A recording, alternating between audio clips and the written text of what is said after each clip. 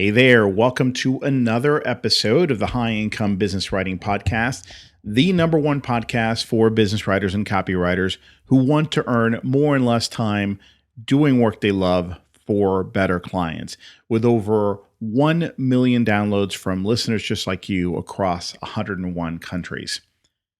So, this is an interesting podcast episode title, one that I usually don't go with, but it's a question. Can you be your own business coach? And I want to give you the spoiler right out of the gate.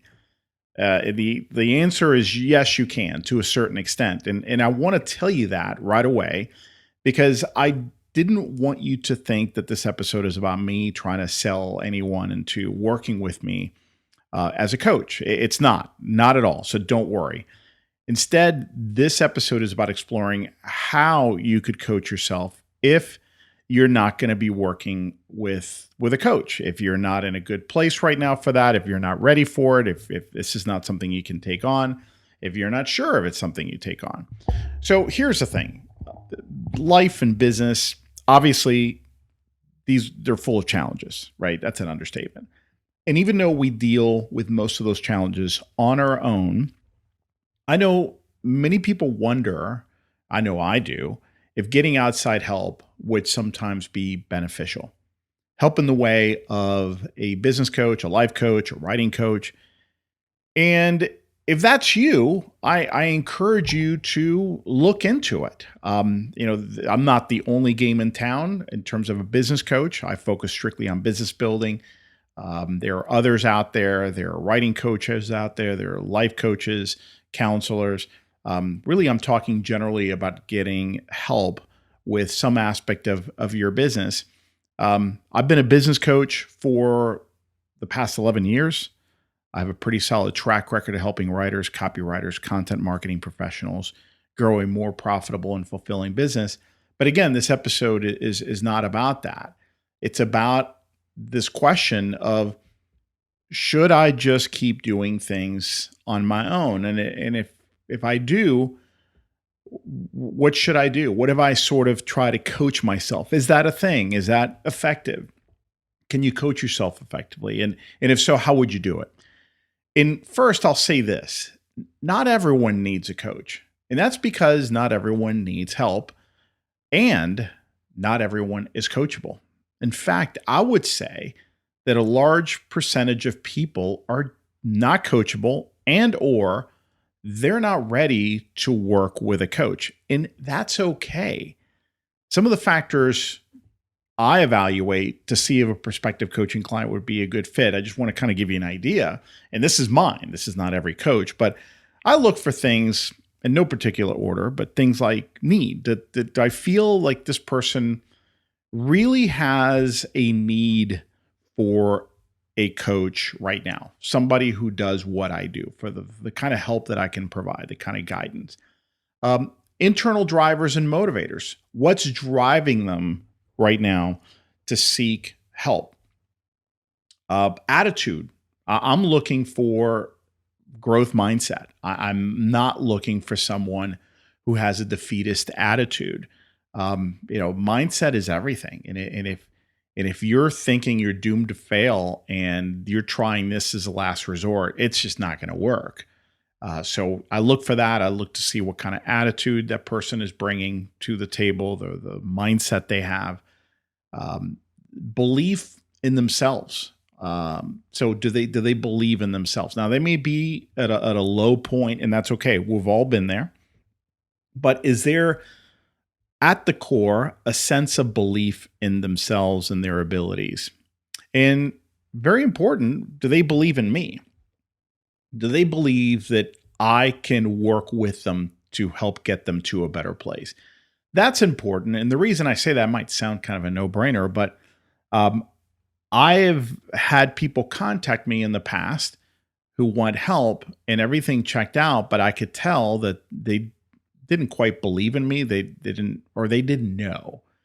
Maybe they were very new to my world and they just didn't quite believe that I may be able to help them, but they went ahead and applied for coaching anyway, just to see. And, the last thing I want to do is spend the first 3 months working with someone, selling them, if you will, on the idea that I can help them. You need to come ready to work. You need to believe in yourself, and you need to believe that I can work with you to help get you to a better place. I look for vulnerability. Someone who's willing to be open, vulnerable, honest with themselves, honest with me. Obviously, a strong work ethic. If I'm working with someone, I there's work involved. I mean, there's just no getting around that. Somebody who's got a sense of ownership, agency, self responsibility. They know that they're responsible for their actions for themselves. I can't do this work for them. I tell people right off the bat, look, I'm responsible to you, but not for you.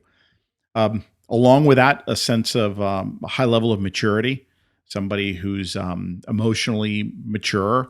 And I look for other factors, but those are some of the ones that just come to mind. So that's just me, and I don't think I'm that different from many other coaches. I might have some things, some more nuanced factors that I look at there from that list that maybe other coaches don't have. I don't know. But the question here is coaching yourself. What factors would need to be in place? Okay, so I'm not, let's say you're telling yourself, I'm not in a place right now where I really want to or can seek outside help. But if I'm looking at maybe working, doing some inner work myself, what factors need to be in place? And I'd say that all the factors I've already mentioned are really, really important, because whether you're working with someone or you're doing some inner work on your own, um, that doesn't change things. You need to be, for instance, you got to be vulnerable. You got to be honest with yourself. You got to have a strong work ethic. You need to have the right motivators, the right mindset. So that doesn't change. All those factors are very important. Even if you're taking a DIY approach to maybe looking at your business and fixing some things. Now, what would be missing if you went out on your own? So let's explore that a little bit, because it's obviously not the same experience. I'd say there's six things you could kind of expect if you're working with someone. Let's start there, and then we'll talk about which ones you might be missing and which ones you would still have. I think if you're working with a business coach, or really any coach, it's the ability to gain outside perspective. We all have blind spots, and by definition, blind spots are things we don't know or see or understand that we have. We just, because we're used to those blind spots, we just don't think there's anything there, that there's a problem there. Well, an outsider can bring in a different perspective. He or she can show you some things that you might be overlooking, as an example. Another thing would be accountability. So working with someone can provide some much needed accountability. Different coaches offer different levels or types of accountability that they work on, but that accountability would definitely be a factor. Another benefit would be getting ideas, strategies, systems, things that you don't have to figure out on your own. So if somebody's already created something that works in a certain area, no reason for you to reinvent the wheel there. It's nice when a coach can bring in some tools and systems, strategies, ideas, and insights that you can apply right away and get your results faster. Another one would be a conversation. Just the fact that you have someone you can have open and honest and thoughtful conversations with, and have some Socratic dialogue, for example, which I love to do. That's really, really powerful. You start, as you talk, you see the ideas emerging and surfacing, and that's a really powerful process. Along with that, you get clarity. Clarity is a really important benefit. I think one of the biggest things we're missing and that we yearn for is better clarity. We have so many inputs these days that, especially if you're the kind of person who lives in their head, or who works alone, like many of us do, and it's just that internal conversation can really muddy the waters. So getting that clarity is important. And finally, and this is not the last one, but this is the last one I thought of that's definitely on big, is confidence. Just gaining that confidence that you can do this, that you have what it takes, that you have the capability, that there is a better future, um, in better outcomes ahead.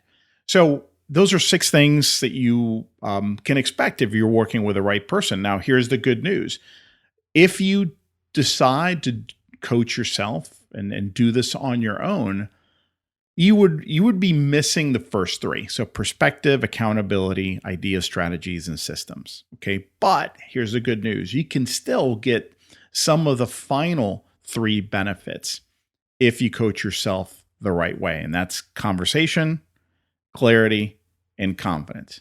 Now, to be clear, it wouldn't be the same experience if you're doing this on your own, but there would still be many benefits. So let's explore these a little bit. Conversation. All right. So um, I think one of the most important beneficial things you could do is to journal every day. Journaling is where the best conversations happen. I journal even when I'm working with a coach and a mentor. Okay. I'm able to get the ideas out of my head and even the trash, right? So the good stuff and the bad stuff, just get it all out of my head. So I can break that cycle of just unproductive internal conversation. Sometimes we create these loops that they're just running nonstop, and we need to just get them out on the page so we can really see them for what they are. Journaling is a great tool for doing that. I follow the morning pages approach, which is very, very simple. Julia Cameron, from her book, The Artist Way, which is a brilliant book and a brilliant process. And it's basically 3 pages in a full-size journal. I just do 3. It takes me about 20 minutes, and it is just essentially stream of consciousness writing. Many times I'm looking at the blank page. I give myself a limit as to how long I can look at that page. Most of the time, I already know what's on my mind. And I do this first thing in the morning, by the way. So I just, whatever thought is just kind of surfacing, whatever I kind of woke up thinking about, I just start. I don't care. I don't tell myself that I'm writing something that's supposed to flow. I'm not writing an essay. I'm just spilling my thoughts on the page, and it'll go from conversation to conversation, from one topic to another. Many times, sometimes I don't think I'm going to stick with one topic, but I just need to start writing something, and before I know it, I've written 3 pages on that. So I don't care. I'm not writing these for anybody else. Sometimes I wonder, is this really helping? But I know it is. I know it is. So I just trust in the process. So it's a really powerful approach. I strongly recommend that if you do this, that you don't do it sporadically, that you do it every day. And to be more specific, when I say every day, I'm not talking about work days. I'm talking about 7 days a week. Now, that is something I resisted for a long time. I thought, hey, look, weekends, weekends are mine. I'm going to sleep in. I'm going to, chill. I don't want to have like a thing that I have to do. But a few months ago, I changed that, and I started journaling 7 days a week. I just started waking up a little earlier, and before anyone woke up, I would just go straight to this, and I meditate, and then I go straight to my morning pages, 3 pages every single day. I rarely miss a day. Rarely miss a day. If I'm traveling, I'll work around that somehow. Maybe I'll wake up a little earlier so I can get it done. Or if I already had to wake up at 4 o'clock in the morning to catch a flight, then I'll do it on the plane, or I'll do it once I arrive at my destination, or whatever. But I make it a point not to miss it. There have been a couple of instances over the past few months, like 3, where I have missed it, but those are rare exceptions. So just know that I understand the resistance, but once you start and you see the benefits, I think you're going to start getting motivated to do it more often if you don't already do this. Again, I'm sticking with the idea of conversation, the ability to have this conversation with yourself. I think another important element to having a productive conversation is gratitude, expressing gratitude. And I do it in a couple of different ways. And when I'm journaling, I end my session with a list of things that I'm grateful for, and I just write it out. I am grateful for X. I am grateful for Y. I might even add a sentence that explains or details why I'm grateful for that. Um, sometimes there'll be some of the same things. I don't try to make this hard on myself.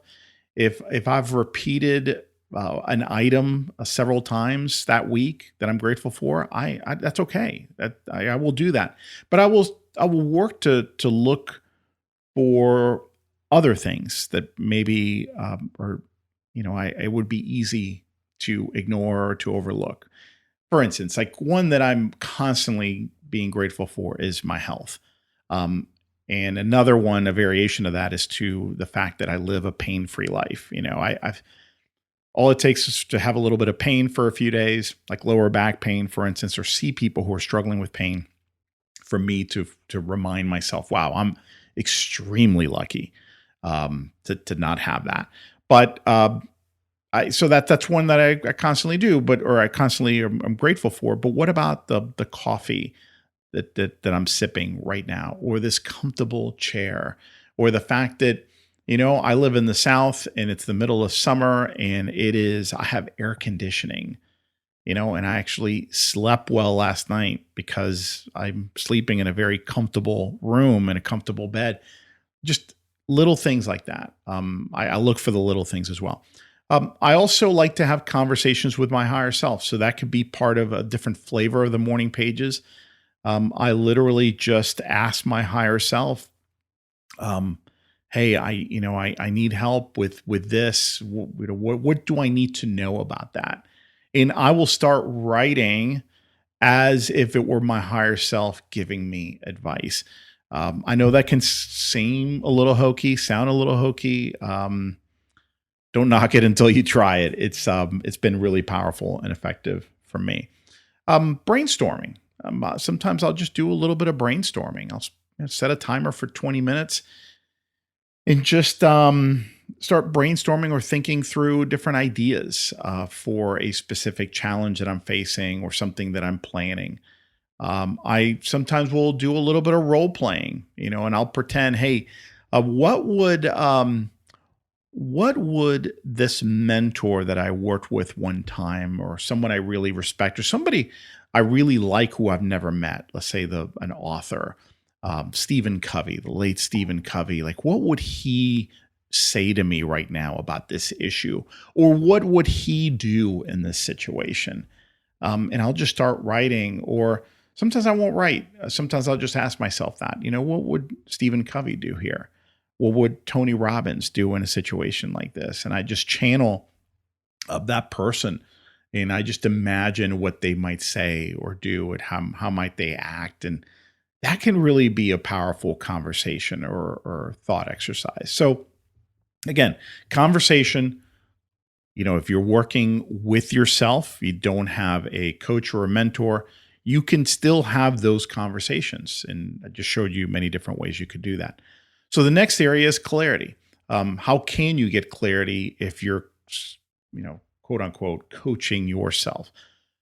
Well, just the act of putting it all on the page, with journaling is extremely powerful. Again, it gets it out of your head, helps you see gaps, holes, connections, patterns, even when I'm resisting in a big way, because I don't think it's going to help. Like I've already thought this through in my head. I've had this conversation multiple times. So what's the point? I still force myself to get it on the page, and I get that clarity every time, which is why I force myself to do it, because I just trust that even if it's just a little nugget, or even if it's just a confirmation that I'm on the right track, then that's great. That's still a huge benefit. So seeing those gaps, those patterns, those connections, sometimes it helps me see how ridiculous a certain fear that I have might be. I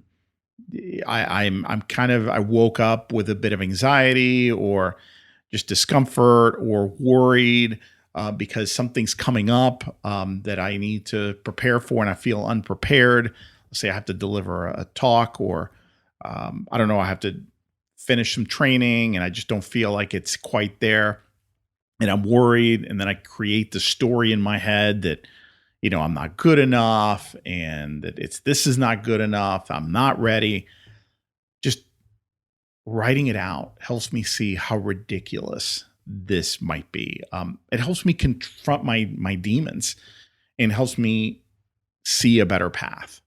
Um, I, I I really, really sometimes just need to see it for what it is: the fear, the anxiety. I need to see that it's my inner critic in many cases, just doing his thing and just trying to keep me safe. It's my ego using the inner critic to keep me in line, because I'm about to do something that that I'm uncomfortable with, but could lead to personal growth.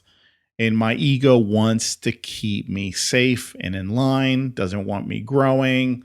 That's risky. And when I can see that, when I can see what's going on, I can detach from the situation. Again, clarity.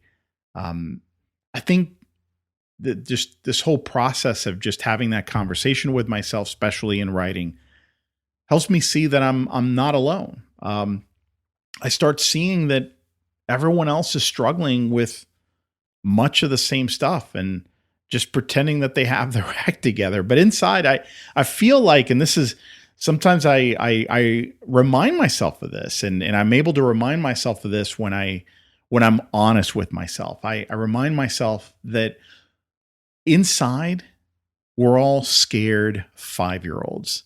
That's all it is. We pretend to have it all together, but we're just little kids, scared.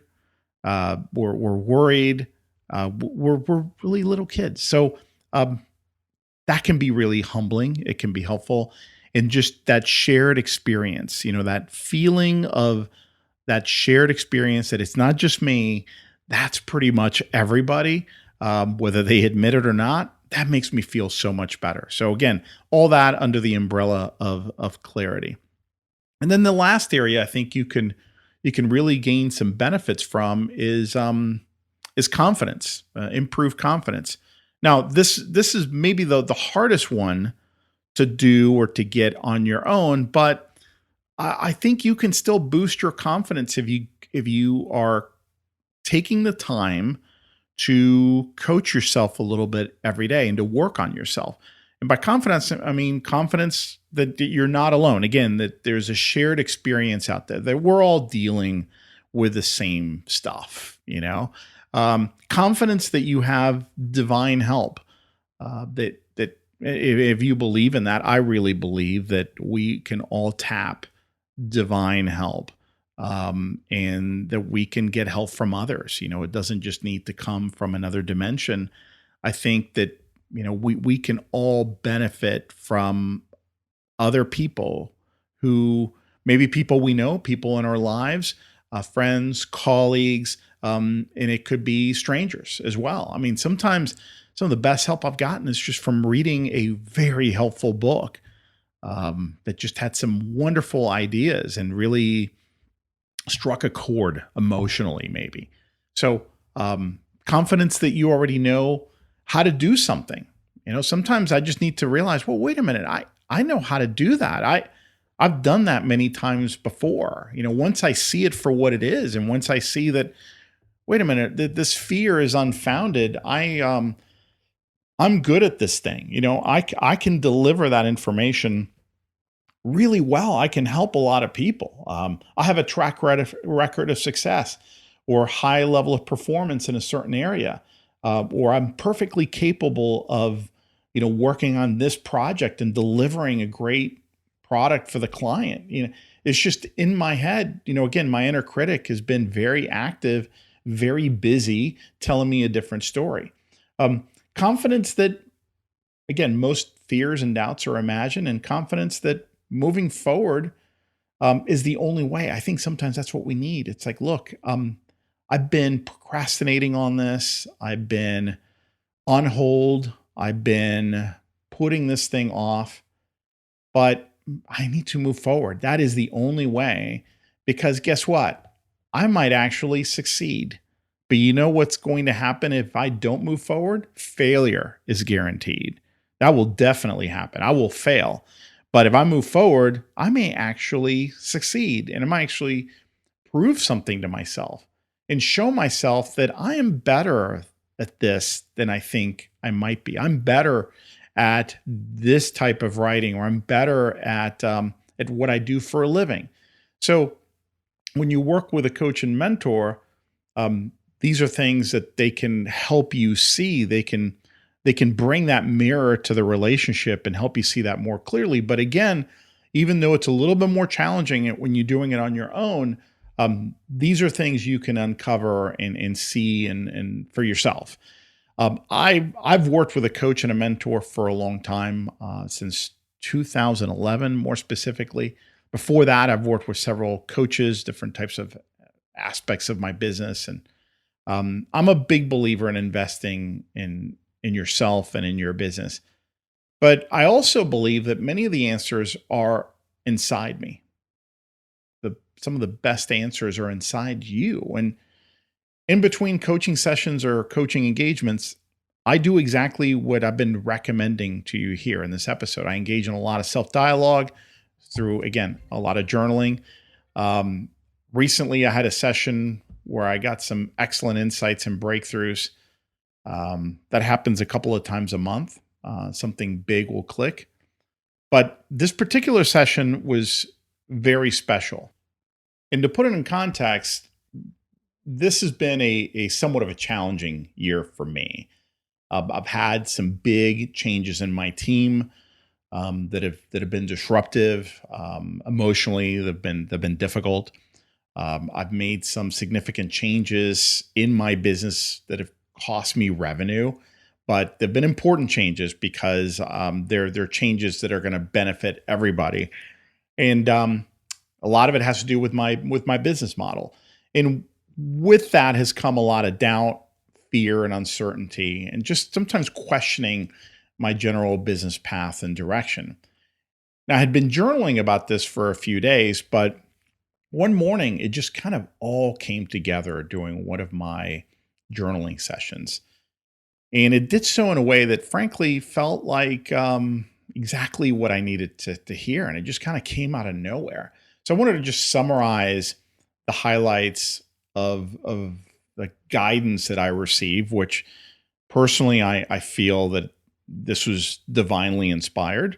You can take that as you wish, but I really feel that it came from somewhere else, because when I read it later, I realized that I don't know if that really came from me, or entirely from me. And the reason I want to share it with you is just to give you a glimpse into what I have experienced can be the kind of insights you can get from this process. It's going to be a little awkward for me to share this with you because this was never meant to be published. This is really a private conversation that I'm having with myself in my journal. So please understand that the whole objective here is not to show you where I think I'm doing well and just announce that to the world. That's not my intention at all. I simply want to share with you some of the insights that I got from this powerful session. The first one is I trust myself. Okay, so I'm going through again, just kind of a difficult patch, a lot of just questioning my business model, my path, what I'm doing, and I realized that you know what, I need to trust myself, and I will trust myself. I'm more resourceful than I give myself credit for. And I trust that I'm going to come through for myself, for my business, and for my family. That was an important insight. The fact that just a reminder that I need to trust in me, I need to trust myself. The second one was I can always ask for help. And by that, I mean help from others, help from my higher self, and help from God. All I have to do is ask, but I rarely do that. I rarely ask for help. Why? And I started wondering, do I not believe I can actually get help? Do I think I don't deserve it? And I realized that It's my resourceful nature that was getting in my way. And I admitted that I need to be more vulnerable and humble and just ask for help. I know this. I just need to do it, and I need to do it more often because there's no limit to the help I can ask for. The third insight was I know what to do. So if I calm down for long enough, I will hear my intuition speaking. But that takes time. It takes time, it takes patience, it takes work.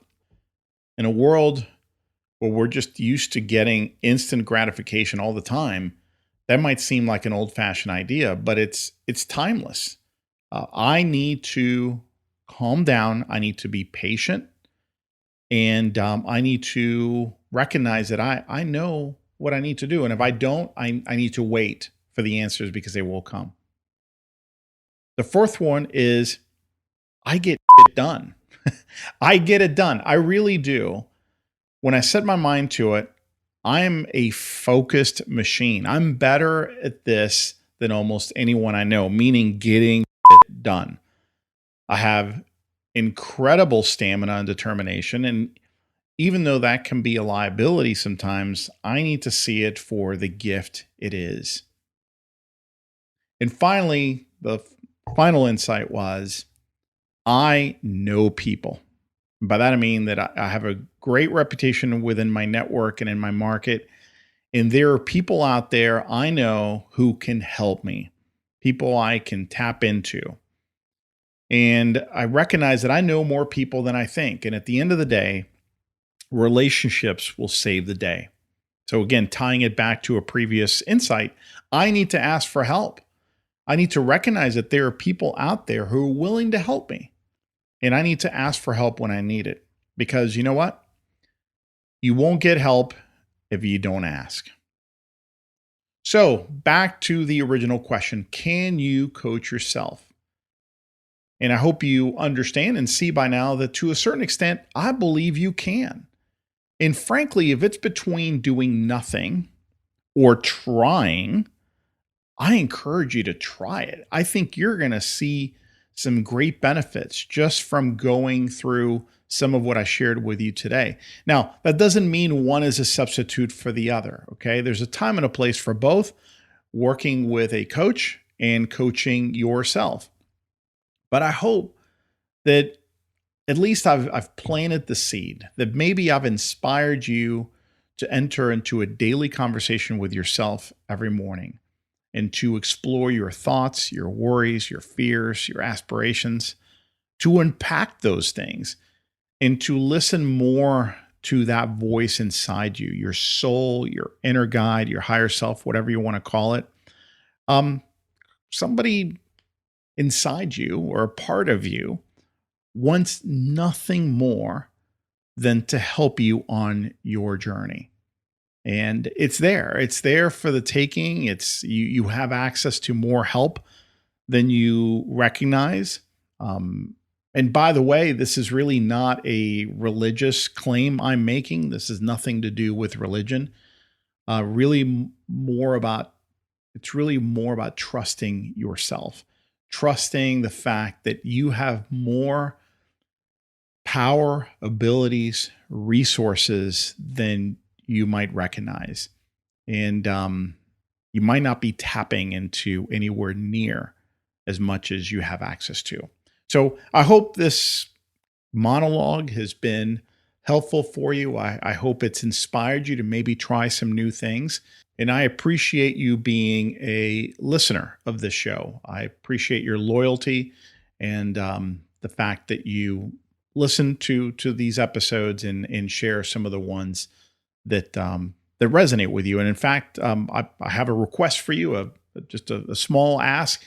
If this episode is something that is resonating with you, has resonated with you, and you think there are others who could benefit from it, I would really appreciate your sharing it with that person or those people you think would get something out of it. That's how the show has grown over the past 10 years, and it's all been word of mouth. thank you for considering that.